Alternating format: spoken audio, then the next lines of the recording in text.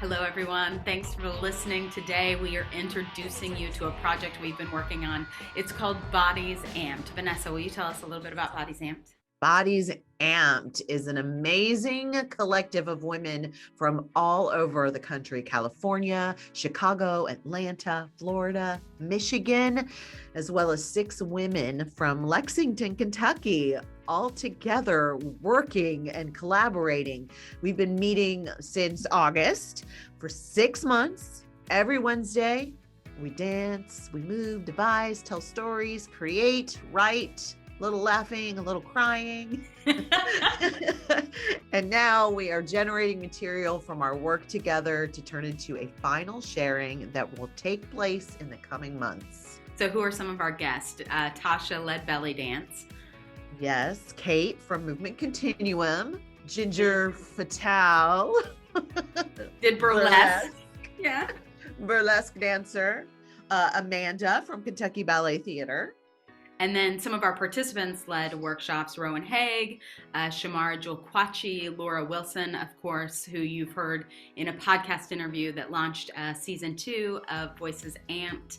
So all of this is possible because of the generosity of Kentucky Foundation for Women, who supports so much of our work, as well as Kentucky Fund for the Arts. We had many individual donors who raised close to $9,000, which the generosity just blows my mind. And then Kentucky Fund for the Arts matched every single dollar. So we're very lucky to have the support of these organizations in Kentucky. Now, for the next 2 months, we will interview these amazing women participating and give a little insight into their experience of being part of the project. So today we are introducing Lora Wilson and Jess Reese, dear friends of Vanessa from college. Yes. And Great state represent. Which I'll talk about at the beginning of the interview. And we're just excited to share with you the work we've been doing. So please listen for upcoming information about our final performance. But until then, enjoy these phenomenal women. Welcome to Voices Amped. I'm Ellie Clark. I got Vanessa Becker Weig here with me, Jess Reese, Lora Wilson, all part of our Bodies Amped crew, which is why we're dripping sweat currently, because Vanessa just kicked our ass. Yes, she did. Ooh. Brilliant timing. Just a little fast. We all have props, horsewhips, fans, hats. So we just want to talk to you all a little bit about how you came on board with Bodies Amped. I'm going to start with you, Lora, because we invited you to come lead our first workshop as a movement therapist, and you started showing up every Wednesday. So I wonder what inspired you to stay with us and commit to this thing, being in California, being in a time difference, and making the commitment to show up and do this with us. Well, I was just so envious of the fact that you were all working together and working in this capacity. And I've been following your work with the Girl Project and Voices Amped and all of the work throughout the years. And when I learned that you were going to be doing some of the initial work via Zoom because of, pandemic life, I thought maybe I could join in from Zoom. And so I thought of possibility. And I'm so glad that I've been able to join from California. This has been incredible to have this as an anchor each week, to come to a space that is about creativity and play and bonding with women from all over the country. It's incredible. Awesome. And then Jess saw Lora post about Vanessa's project, Bodies Amped, and was like, I want to do that. Where are you, Jess? You're in Chicago, right? Yes, I'm right outside of Chicago in Joliet, Illinois. And I heard about this on Facebook, and a mutual friend of ours, Lisa, pointed out that this was about ready to begin. And she had heard me talking a lot about trying to rediscover my creative life, basically resurrect my creative life. And she just thought this sounded like something I would be interested in. And boy, it's awesome. It really is cracking open like a hardened shell that I hadn't realized had been like I had kind of buttoned down and suited up and gone to work and had my little briefcase and did the little, raising a family thing. And now I'm ready to play again. You're ready to fucking play. Let's play, man. I'm here to play. So we have Jess in Chicago. We have Lora in California. Where in California, Lora? I'm in Orange County, so south of Los Angeles. Orange County. And for those of you who follow us, Lora is our episode 1 of season 2, getting to know her. It's being released tomorrow, actually. So all of these ladies went to Ohio State together. No. Right State. I knew that. I knew it. Dang it. Right State. Of course. Duh. So Vanessa, why don't you share a little bit about your inspiration for Bodies Amped that's bringing us all together every week? Oh, well, yeah, because it does have a little bit to do with Right State. So my inspiration for Bodies Amped, well, and Lora knows this, and our listeners know this from the podcast that I'm sure they've already listened to by now, that Lora was a huge inspiration for the start of, or what I kind of was wanting to bring to the table with all of our work together. So I've always been an admirer of Lora and her work as a dance movement therapist and a choreographer as well. So there's that mutual admiration society we've got going. And actually Lora choreographed my first musical I ever directed. And I think it was probably the best full package of a musical. I've done a gazillion musicals since, but that was just such a stellar thing because we just kind of had the same style. So we both learned a lot, I think, at Right State, and Jess as well. She was in a couple classes below me, but we all kind of had that same movement sensibility. I know that Bruce Cromer really informed our work as a movement artist. And so I've always been a movement artist, but dance has been something that I used to do when I was younger all the time. And I auditioned for both dance and theater. And I, got more scholarships for theater versus dance, and was told quite frequently when I was 128 pounds that I didn't have a dancer body. So I really couldn't take dance seriously. So that's just always been something that's really kind of been deep down inside of me for a long time. And I fought against that a little bit, but then after turning the big 5-0, I kind of got on this mission of, I am going to see what it is my body can still do at this age. And so I am inspired to help other women who have always loved dance and movement, to remind them that you can still do this. I mean, tonight I was thinking about the people in the group and the things that we were doing. I was like, look at us, right?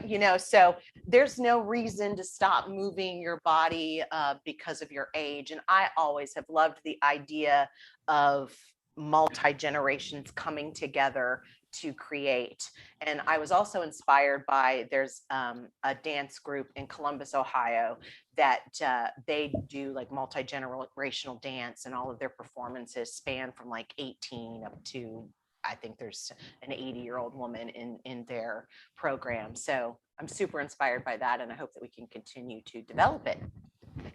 Sweet. So as everyone here knows, this is very much a work in progress. Very experiential. We don't know what we're going to get until we show up, right? We have different choreographers each week, and we've done different writing prompts, different dance prompts, different styles of dance, a lot of theatrical movement with composition and viewpoints.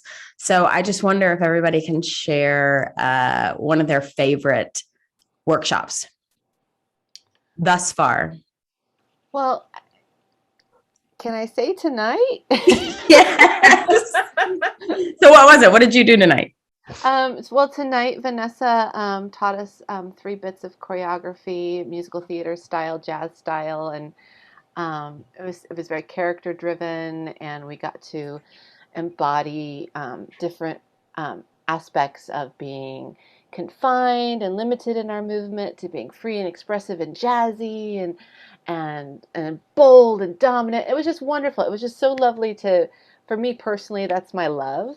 That's my love. So tonight was a gift to be tapped back into what is such an integral part of my soul that I haven't been doing. So what an incredible reminder to just be like, no, you love this. And it was just such a gift. So thank you, Vanessa. You're welcome, because you should be doing this regularly. I know we have to practice our own art form, right? That's right. That's right. I think I really loved tonight too. I mean, obviously musical theater, it really harkens back to why I got involved in theater in the first place. It's just fun to put on a show and, to let that movement be, as you had talked about, driven by character.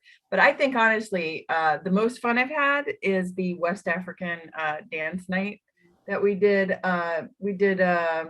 There was like traditional dance, but then we also did modern dance too. And I liked it because we really incorporated these values of like community and giving space to each other during the dance and giving each other a chance to kind of like shine in the light, and then like hyping each other up, like sisters do for one another. And it was just very joyful. I really love that. I hope we can revisit that stuff. Yeah, it opened up something in me, I feel like. I'm excited to revisit it too, because it was the one workshop I think I missed with Shamara Kwachi, who is another part of our team.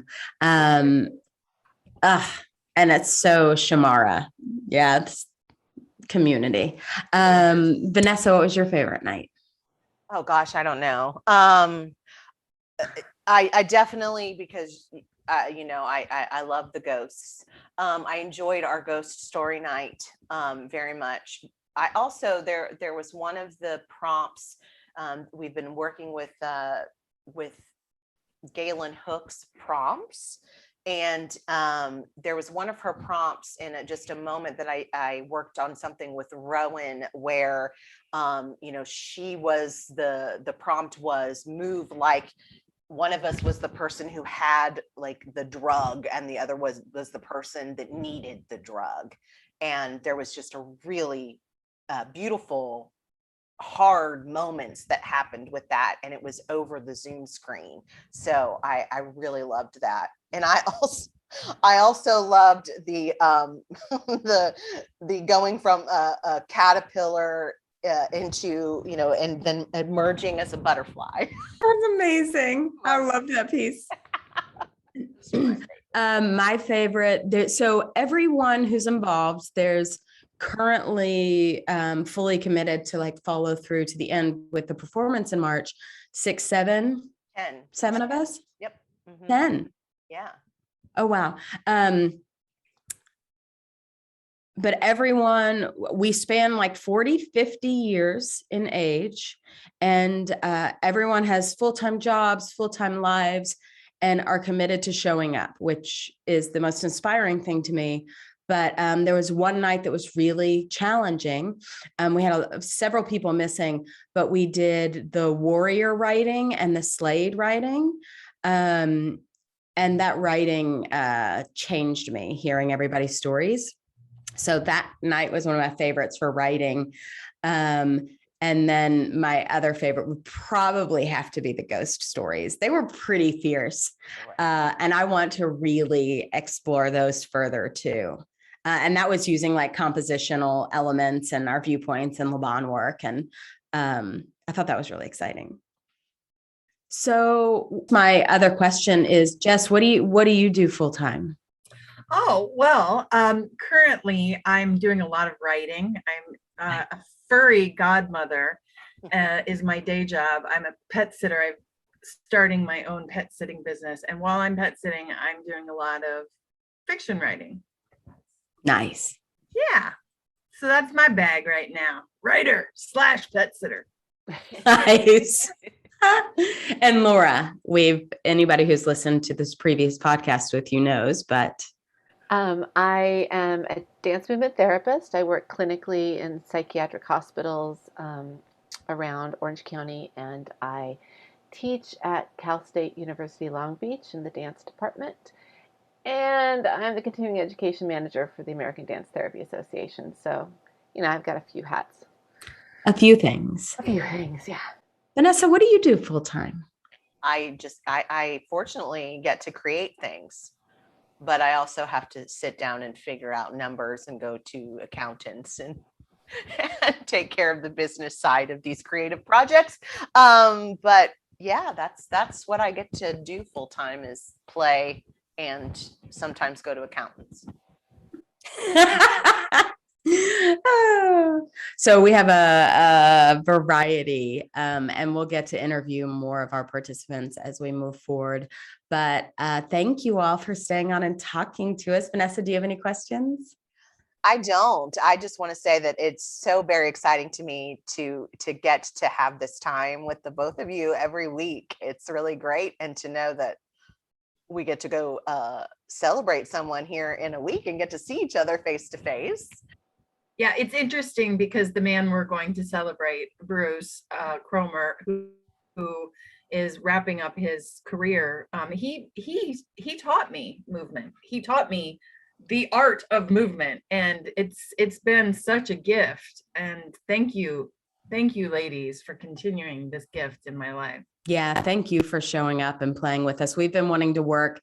The Girl Project has worked with teenagers and middle schoolers, and it's so nice to have a group of women giving their time to something like this and showing up and holding space together and really playing, like laughing, playing, being vulnerable, dancing, moving. It's amazing. So thank you all. Thank you. Mwah. Thank you for creating the space. Thanks for listening. For those of you new to the podcast, we are Voices Amplified, and you are listening to Voices Amped. You can check out our work or support us by visiting voicesamplified.net. Our work generates brave and equitable spaces for storytelling by underrepresented voices in dominant culture. We support and partner with organizers, thought leaders, and arts activists across the United States. Our team is me, Ellie Clark, and co-founder Vanessa Becker Weig, as well as the incredible Dr. Margaret McGladdery and Jenny Benavides.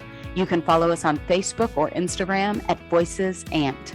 We love feedback, so shoot us an email at ellie@voicesamplified.net.